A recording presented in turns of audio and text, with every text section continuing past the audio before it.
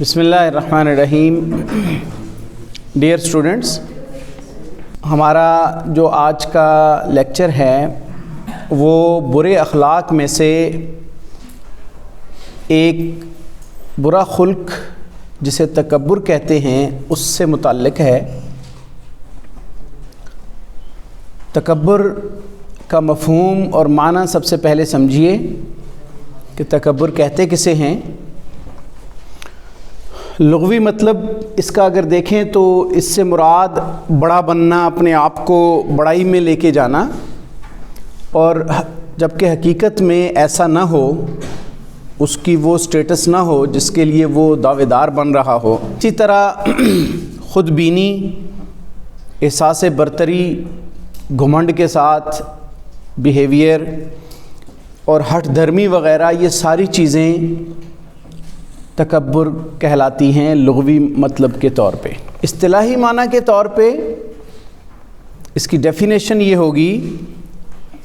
کہ غرور اور ہٹ دھرمی اور ضد کی وجہ سے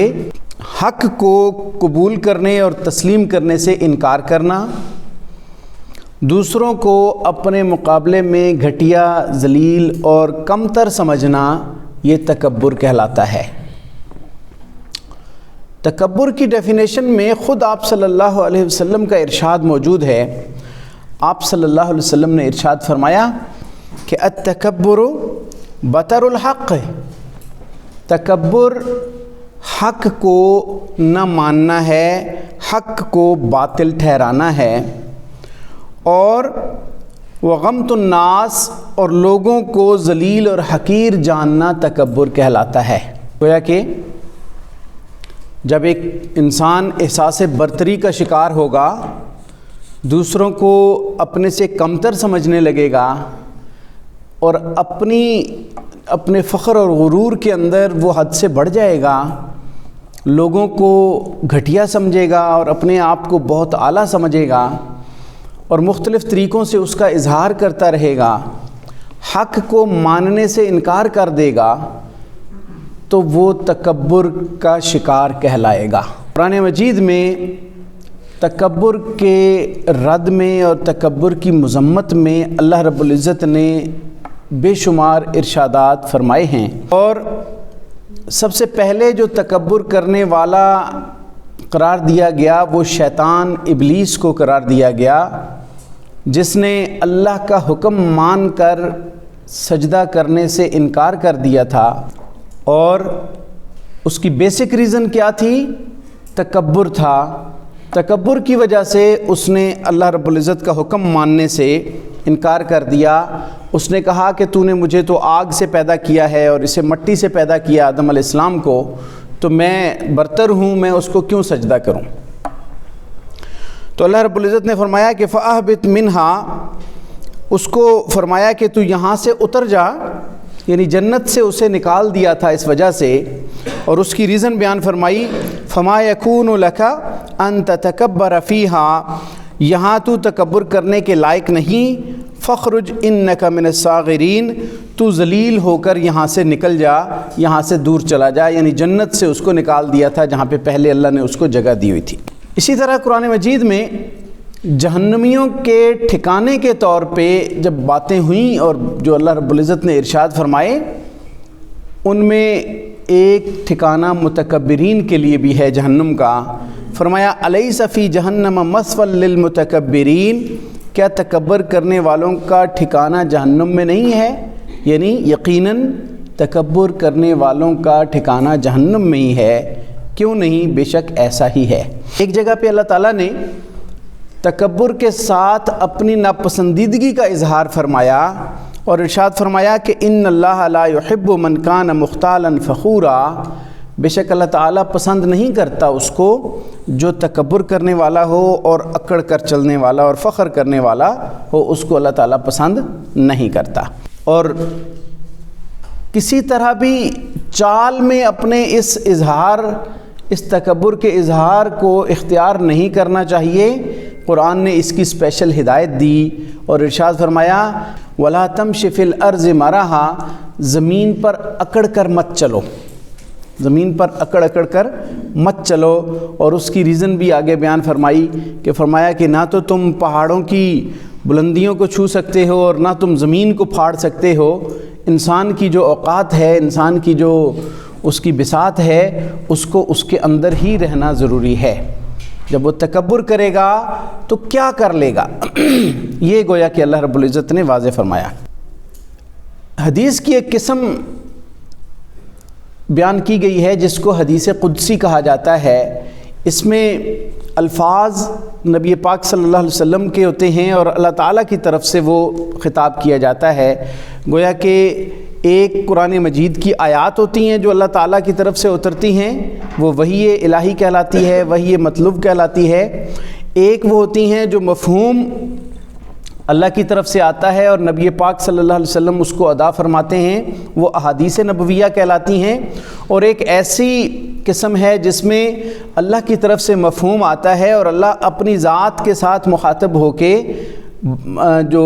عوام الناس کو، انسانیت کو خطاب فرماتا ہے اور آپ صلی اللہ علیہ وسلم ان الفاظ میں اس خطاب کو پیش کر دیتے ہیں. وہ حدیث قدسی کہلاتی ہے جس میں اللہ تعالیٰ اپنی ذات کے ساتھ خطاب کر کے بات کرتا ہے. تو یہاں پہ اللہ نے ایک وہ حدیث مبارکہ ہے، اس میں اللہ تعالیٰ نے ارشاد فرمایا الکبریاء ردائی، جو بڑائی ہے، جو تکبر، جو بڑا ہونا ہے، کبریائی جو ہے وہ میری چادر ہے، میرا تہبند ہے. والعظمت ازاری، اور عظمت اور بڑائی میرا تہبند ہے. اور آگے فرمایا کہ جو شخص ان میں سے ایک بھی مجھ سے چھین لے گا، چھیننے کا ارادہ کرے گا تو میں اسے دوزخ میں ڈال دوں گا. یعنی بڑا ہونا صرف اللہ کو جچتا ہے. اسی لیے ہم تکبیرات کے اندر کیا کہتے ہیں؟ اللہ اکبر، اللہ سب سے بڑا ہے. تکبر اور اکبر اور کبریائی ان سب کا مادہ ایک ہے، کاف با را، جس کے اندر بڑائی کا معنی پایا جاتا ہے. تو یہ صرف اللہ کو روا ہے کہ اللہ تعالیٰ اپنی بڑائی کا اظہار بھی کرتا ہے، اللہ تعالیٰ کی بڑائی کا انسان بھی اظہار کرتے ہیں. تکبیر کا مطلب بھی یہی ہے کہ اللہ کو سب سے بڑا ماننا. اس لیے ہم مختلف عبادات کے اندر، اذان کے اندر، اقامت کے اندر، جہاد کے موقع پر اللہ کی بڑائی کو بیان کرتے ہیں کہ اللہ سب سے بڑا ہے اور اللہ تعالیٰ کی بڑائی کے آگے پوری دنیا نیچ ہے، کمتر ہے، اللہ کی مخلوق ہے اور اللہ تعالیٰ کے برابر نہیں ہو سکتی. قرآنی آیات کے بعد احادیث نبویہ میں بھی اس کی سختی سے تردید آئی، اس کی مذمت کی گئی کہ اس برے اخلاق کو کسی صورت میں اڈاپٹ کرنا ٹھیک نہیں ہے. چنانچہ آپ صلی اللہ علیہ وسلم نے ارشاد فرمایا لا يدخل الجنت من فی قلبہ مثقال ذرۃ من کبر، جس شخص کے دل کے اندر رائی کے دانے کے برابر بھی تکبر ہوگا وہ شخص جنت میں داخل نہیں ہو سکتا. تکبر اور بڑائی کو جو اس انداز سے رد کیا، اس انداز سے مذمت کی کہ کوئی بھی اس کو اختیار نہ کرے. ایک شخص نے سوال کیا، فقال رجل، ایک شخص نے سوال کیا کہ ایک آدمی اگر اچھے کپڑے پہنتا ہے، اچھے جوتے پہنتا ہے، تو کیا وہ بھی اسی طرح تکبر کا شکار کہلائے گا؟ تو آپ صلی اللہ علیہ وسلم نے فرمایا نہیں، ان اللہ جمیل ویحب الجمال، اللہ تعالیٰ خوبصورت ہے اور خوبصورتی کو پسند کرتا ہے. یعنی جب تکبر جو ہے وہ حق کو تسلیم نہ کرنا ہوگا اور بندوں کو حقیر جاننا ہوگا تو اپنے طور پہ کوئی شخص لباس پہن لیتا ہے اچھا، یا اچھا کپڑا پہنتا ہے یا اچھا گیٹ اپ بناتا ہے، تو وہ تکبر میں شامل نہیں ہوگا جب تک اس کے پیچھے اس کی نیت اس کے مطابق نہیں ہوگی. تکبر انسان کے دل میں اگر موجود ہے تو کون سی ایسی علامات ہیں، کون سی ایسی سائنز ہیں جس سے آئیڈینٹیفائی کیا جا سکتا ہے کہ یہ تکبر ہے؟ کون سی ایسی صورتیں بن سکتی ہیں جن سے پتہ چلتا ہے کہ یہ تکبر کا عمل ہے، تکبر کا اظہار ہے اور تکبر کا رویہ ہے؟ سب سے پہلے اگر دیکھیں تو چال میں تکبر ہوگا انسان کے، یہ ایک اظہار کا ذریعہ ہے. چال کا تکبر اکڑ کے چلنا یہ ہمیشہ سے اظہار بڑائی اور فخر اور اس کے لیے استعمال ہوتا رہا، تو قرآن مجید نے اس کو یہ الفاظ فرما کے منع فرما دیا کہ وَلَا تَمْشِ فِي الْأَرْضِ مَرَحًا، زمین میں اکڑ اکڑ کر مت چلو، اکڑ اکڑ کر مت چلو۔ یعنی ایک مقام ایسا ہے جہاں پہ یہ اکڑ کے چلنے کی اجازت ہے، اور وہ ہے طواف کے دوران پہلے 3 طواف کے اندر، جس کو رمل کرنا کہتے ہیں۔ وہ وہاں پہ ایک دور تھا جب اسلام شروع میں جب آئے، اسلام کا غلبہ ہوا، جن کو پہلے اتنی قسم پرسی سے وہاں سے نکلنا پڑا تھا، پھر واپس آئے، اور وہاں پہ جب مکہ فتح ہو گیا، جب وہ حج اور عمرہ کرتے تھے، طواف کرتے تھے، تو اس وقت پہلے 3 طواف میں ایک کندھے کو ننگا کر کے جو احرام باندھا جاتا ہے، کفار مشرکین جنہوں نے نکالا تھا وہ دیکھ رہے ہوتے تھے، اور اس وقت آپ صلی اللہ علیہ وسلم کا عمل تھا، حضرت عمر فاروق رضی اللہ تعالیٰ عنہ نے اس کو فروغ دیا، وہ یہ تھا کہ ان کو دکھا کے تھوڑا سا اکڑ کے چلنا، کہ ان کو دکھا کے کہ اسلام جو غالب آنا تھا، اسلام کا غلبہ ہو چکا، وہاں پہ اظہار تھوڑا سا کرنا یہ سنت عمل ہے، اور وہ بھی ایک مقصد کے تحت تھا، اس میں بھی کوئی ایسا فخر غرور اور تکبر نہیں تھا، لیکن تھوڑا چال کے اندر اکڑ کے چلنا، تھوڑا سا جو ہے بازو ہلا کے اور اکڑ کے چلنا، یہ ایک علامت کے طور پہ وہاں پہ استعمال کیا گیا، ورنہ پوری انسانی زندگی کے اندر تکبر اور غرور کو اور فخر کو اور اکڑ کے چلنے کو جائز قرار نہیں دیا گیا۔ تو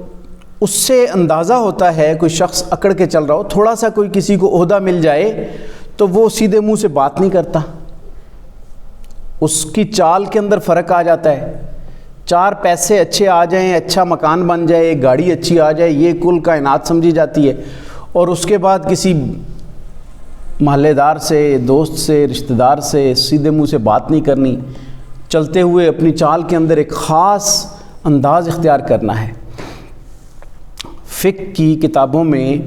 باقاعدہ یہ تفصیلات درج ہیں کہ اگر کوئی شخص چوکڑی مار کے بیٹھنا بھی اس وجہ سے بیٹھتا ہے کہ وہ میرا فخر اور غرور تکبر ظاہر ہو، تو وہ جائز نہیں ہے۔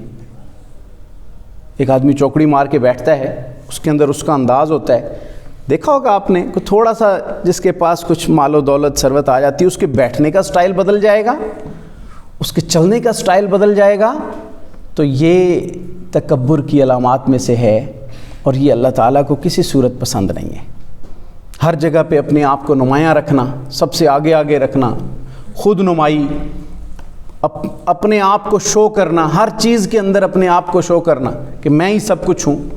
میرے علاوہ کچھ نہیں ہے کوئی، اس کے لیے اظہار کرنا، بڑھ چڑھ کے آگے آنا، چال کے اندر، بیٹھنے کے اندر، اپنے سٹائل کے اندر، یہ ہر چیز میں تکبر کا انداز اختیار کرنا، یہ قطعاً بھی قابل قبول نہیں ہے، اسلامی تعلیمات کے اندر اس کی مذمت کی گئی ہے۔ دوسرا ہے لباس کے اندر تکبر کرنا۔ حدیث مبارکہ میں یہ بات واضح ہو گئی کہ اگر کوئی شخص اچھا لباس پہنتا ہے یا اچھا جوتا پہنتا ہے تو یہ تکبر نہیں ہے، بلکہ یہ تو اللہ تعالیٰ بھی خوبصورت ہے، اور اللہ تعالیٰ خوبصورتی کو، نفاست کو پسند کرتا ہے۔ لیکن اگر وہی لباس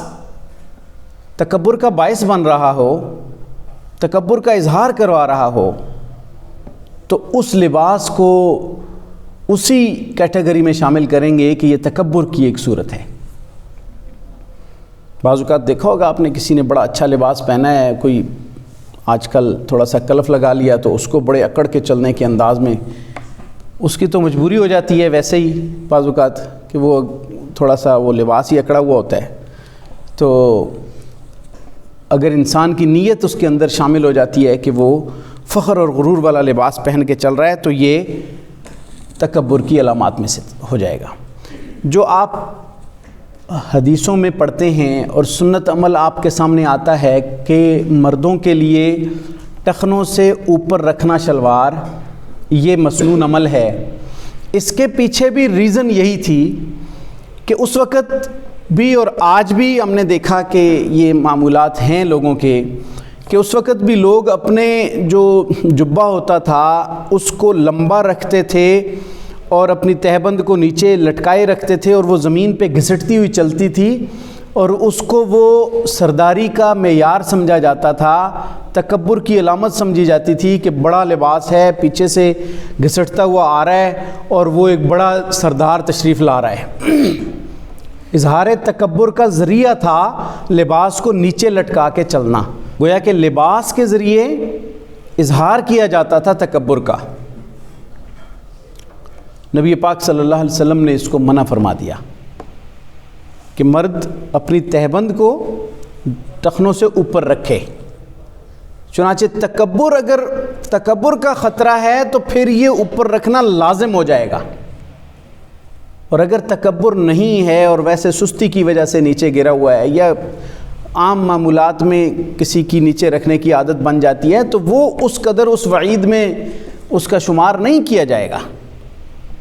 کیونکہ اس میں وہ ریزن اس کے بیہائنڈ میں نہیں ہے کہ وہ تکبر کا اظہار کر رہا ہے۔ ہمارے ہاں آج بھی ہم نے کئی علاقہ یہ پنجاب کے اندر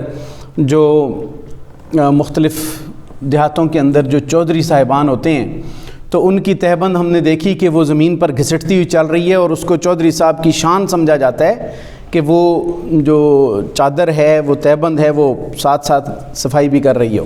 تو نیچے لٹکی ہوتی ہے، نیچے پڑی ہوتی ہے، اور اس کو بڑے فخر کا اظہار سمجھا جاتا ہے، یہ فلاں چودھری صاحب کا ہے نا، وہ تو اس کا الگ لباس ہونا چاہیے۔ تو کوئی بھی لباس جو تکبر اور فخر کا اظہار کروائے وہ ممنوع ہے، اسلام اس کی اجازت نہیں دیتا۔ آج بھی اگر کوئی تکبر کی وجہ سے چادر لٹکائے گا تو وہ آپ صلی اللہ علیہ وسلم کی اس ممانعت کے اندر اس کا شمار کیا جائے گا جو آپ نے لباس کو ٹخنوں سے نیچے رکھنے کے حوالے سے وہ کیا۔ اور ویسے بھی مردوں کو اوپر رکھنے میں زیادہ بہتر ہے، لیکن بدقسمتی یہ ہے کہ آج کل اس کے الٹ ہو چکا ہے۔ آپ صلی اللہ علیہ وسلم نے تو بڑی حدیثوں میں منع فرمایا تھا کہ مرد عورتوں کا لباس اور حلیہ اختیار نہ کریں، عورتیں مردوں کا لباس اور حلیہ اختیار نہ کریں، لیکن بدقسمتی یہ ہے کہ آج اس کے الٹ ہو چکا ہے۔ مردوں کی شلواریں ٹخنوں سے نیچے تک گئی ہوتی ہیں، عورتوں نے مردوں کا سا حکم مان کے ٹخنوں سے اوپر شلواریں رکھنا شروع کر دی ہیں۔ Totally this is against the teachings of Islam. ہمارا یہ بدقسمتی ہے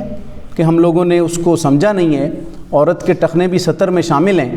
اور عورت ٹخنوں کو ستر سے اوپر لے آئے، اور مرد کے جو ٹخنے ہیں وہ ڈھانپے ہوئے نہیں ہونے چاہیے، بہتر ہے کہ وہ نہ ڈھانپے ہوئے ہوں۔ اس کو ڈھانپنا اور اس کو جو ہے نا وہ کورڈ رکھنا ہی معمولات میں شامل ہو گیا۔ تیسری ایک بات، قول کے اندر تکبر ہے۔ بات کرتے وقت بھی تکبر کا اظہار کیا جاتا ہے کہ میں نے فلاں فلاں کام قوت بازو سے کیا، یہ کامیابی میری ذاتی کوشش کا نتیجہ ہے، میں نہ ہوتا تو یہ کام ہی نہ ہوتا، میرے ہونے کی وجہ سے یہ سارا کچھ ہوا۔ یہ بھی اظہار تکبر کی ایک صورت ہوتی ہے کہ جب آپ اپنے آپ کو سب سے نمایاں رکھ کے اپنے بغیر سسٹم کو سمجھتے ہیں کہ چلے گا ہی نہیں، تو یہ بات بھی تکبر کی علامات میں سے ہوتی ہے۔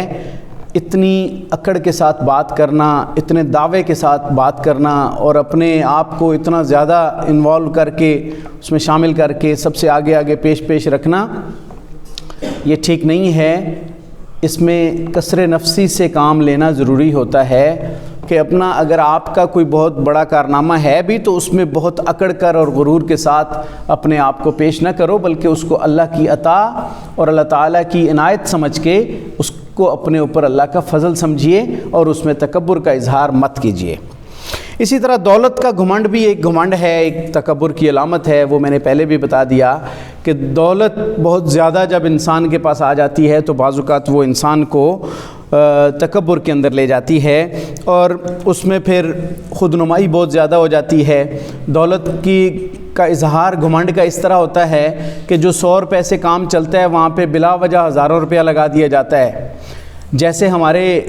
آپ کئی حکمرانوں کے تعیشات دیکھیں گے کہ جو کام ایک تھوڑے پیسوں میں چل سکتا ہے اس کے لیے بیرون ملک سے چیزیں منگوا کے، بڑے بڑے برانڈز کو منگوا کے، جو کام 5000 سے چل سکتا ہے اس کے لیے 50 لاکھ لگا دیا جاتا ہے، اور یا تو قوم کا لوٹا ہوا پیسہ ہوتا ہے یا پھر یہ ہوتا ہے کہ وہی پیسہ اپنے ملک کے غرباء کے اندر بھی تقسیم کیا جا سکتا ہے، لیکن اربوں روپے کے لیے اپنی لگژریز مختص کر لی جاتی ہیں، تو یہ بھی دولت کا گھمنڈ ہوتا ہے اور دولت کا تکبر ہوتا ہے۔ آپ صلی اللہ علیہ وسلم نے اسراف سے، فضول خرچی سے، تبذیر سے علیحدہ سے منع فرمایا ہے۔ قرآن مجید میں اس کی ممانعت موجود ہے، لیکن اس کا اظہار بھی کیا جاتا ہے، اور تکبر کی یہ ساری صورتیں یہ موجود ہیں، ان میں سے کوئی شکل بھی اللہ تعالیٰ کو پسند نہیں ہے۔ اب ہم دیکھتے ہیں کہ تکبر کے نقصانات کیا ہیں، معاشرے کو تکبر کے کیا نقصانات ہو سکتے ہیں اور اس کے اثرات کیا ہیں۔ سب سے پہلی بات تو یہ ہے کہ متکبر شخص ظلم اور زیادتی کرتا ہے۔ جب وہ تکبر کا اظہار کرے گا تو وہ دوسروں کو حقیر اور ذلیل سمجھے گا، لوگوں کی جو عزت نفس ہے اس کو مجروح کرے گا، اور وہ سمجھتا ہے کہ یہ لوگ جو ہے یہ میرے ماتحت ہیں، مجھ سے کمتر ہیں، لہٰذا وہ ان کی عزت نفس کو مجروح کر کے وہ بعض اوقات اس طرح ظلم و زیادتی کرے گا، بعض اوقات وہ تکبر کے اظہار کے لیے کسی کو ذہنی طور پہ، جسمانی طور پہ ٹارچر کر کے بھی اس کا اظہار کرتا ہے۔ آئے دن ایسی خبریں ہم سنتے رہتے ہیں کہ فلاں علاقے کے وڈیرے نے وہاں کے مزدوروں کو، وہاں کی کام والی خواتین کو، وہاں کی کچھ ایسی کمزور طبقے کو مار دیا، قتل کر دیا، زیادتی کی، ظلم کیا، اس کو جو ہے نا باندھ کے رکھا، سو اینڈ سو۔ یہ ساری چیزیں جو ظلم اور زیادتی کا سبب بنتی ہیں، اور اس کے پیچھے ایک ہی فلسفہ ہوتا ہے کہ وہ سمجھ رہا ہوتا ہے کہ یہ کمتر ہیں اور میں برتر ہوں۔ جب یہ کانسیپٹ ذہن سے نکل جائے گا، تمام انسانوں کو بحیثیت انسان برابر سمجھا جائے گا، تو پھر یہ زیادتی رونما نہیں ہوگی۔ اس کے ساتھ ساتھ ناشکری کا پہلو غالب آتا ہے، یہ نقصان ہوتا ہے، یہ جو ہے وہ اس کے اثرات ہوتے ہیں کہ جو متکبر شخص ہے وہ کسی بھی کامیابی کو اپنی ذاتی کاوش کا نتیجہ سمجھتا ہے، حالانکہ اس کو اللہ کی عنایت سمجھ کے اللہ کی شکر گزاری کا جو ہے وہ رویہ اختیار کرنا ضروری تھا۔ اس کی بجائے وہ اپنے آپ کو پیش کرتا ہے، تو وہ نہ انسان کا شکر ادا کرتا ہے اور نہ ہی اللہ کا شکر ادا کرتا ہے، تو ناشکری ڈیولپ ہوتی ہے، اور جو ناشکری ہوتی ہے وہ نعمتوں کے زوال کا سبب بنتی ہے۔ ایک جو ریزن جو اس کے نقصانات میں سے ہے وہ ہے کہ بے اعتمادی پیدا ہوتی ہے، یعنی متکبر خود کو زیادہ خود اعتماد ظاہر کرتا ہے، حقیقت میں وہ بے اعتمادی کا شکار ہوتا ہے۔ اس کا جو رویہ ہوتا ہے، اس کا جو بیہیویئر ہوتا ہے، وہ اصل میں تو وہ کسی پر اعتماد نہیں کر رہا ہوتا، وہ صرف اپنی ذات کو اعتماد ظاہر کرتا ہے، لیکن در حقیقت جب وہ اس انداز کو اختیار کرتا ہے تو اس پر کوئی اعتماد نہیں کرتا۔ جو ہر بات پہ تکبر اور غرور کا اظہار کرے گا تو اس پہ کون ٹرسٹ کرے گا؟ ہر کسی کو پتہ ہے کہ اس نے خود نمائی، اپنے آپ کی سیلف پروجیکشن پہ زیادہ ٹائم لگانا ہے اور اس نے اس کو فوکس رکھنا ہے، تو یہ تو کوئی کام کا بندہ نہیں ہے۔ اس کے بعد یہ ہے کہ جذبہ اثار اور مروت کا خاتمہ ہو جاتا ہے، جو کہ اسلام کی ایک تعلیمات میں سے ٹاپ لیول پہ تعلیم ہے کہ ایثار کا مظاہرہ کرنا چاہیے، دوسروں کے لیے اپنی قربانی دینا، اپنے جذبات کی، احساسات کی، مال کی قربانی دینا، یہ ریکمینڈڈ ہے۔ لیکن متکبر شخص جو ہے وہ خود غرض ہوتا ہے، کسی دوسرے کا خیر خواہ نہیں ہوتا، اس لیے معاشرے سے ایثار اور مروت کا خاتمہ ہو جاتا ہے۔ کسی کا خیال رکھنا یا اس کو اپنی ذات پہ ترجیح دینے کی بجائے متکبر شخص صرف اپنی بات کرتا ہے اور اپنے آپ کو جو ہے وہ پیش کرتا ہے۔ پھر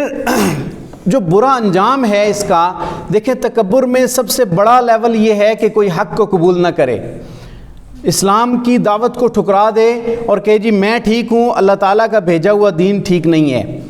شرک کا ارتکاب کرے، اللہ تعالیٰ کو وحدہ لا شریک ماننے کی بجائے اللہ کی ذات، صفات یا عبادات میں کسی اور کو شریک ٹھہراتا ہے، تو یہ بھی تکبر کی ایک علامت ہے۔ بجائے اس کے کہ اللہ کے سامنے عاجزی اختیار کر کے اللہ تعالیٰ کی بندگی اختیار کرتا، اللہ تعالیٰ کے سامنے بندگی کا اظہار کرتا، وہ اللہ تعالیٰ کے شریک ٹھہرانے لگ گیا، تو یہ بھی ایک بہت بڑا ظلم ہے۔ اس کا انجام اللہ رب العزت نے یہ فرمایا ہے کہ اگر کوئی تکبر میں اس لیول پہ بڑھ گیا کہ اس نے شرک کا ارتکاب کر دیا، تو اللہ نے فرمایا کہ میں شرک کرنے والوں کو کبھی معاف نہیں کروں گا، اس کے علاوہ جس کو چاہوں گا معاف کر دوں گا۔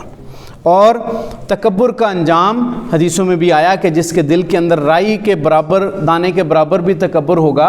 تو وہ کیا ہے؟ جہنم کا ایندھن بنے گا۔ اس کے ساتھ ساتھ عاجزی اور انکساری کا خاتمہ ہو جاتا ہے۔ معاشرے میں عاجزی اور انکساری جو کہ ایک انسان کا طرہ امتیاز ہوتا ہے کہ وہ عاجزی اور انکساری کے ساتھ پہچانا جاتا ہے،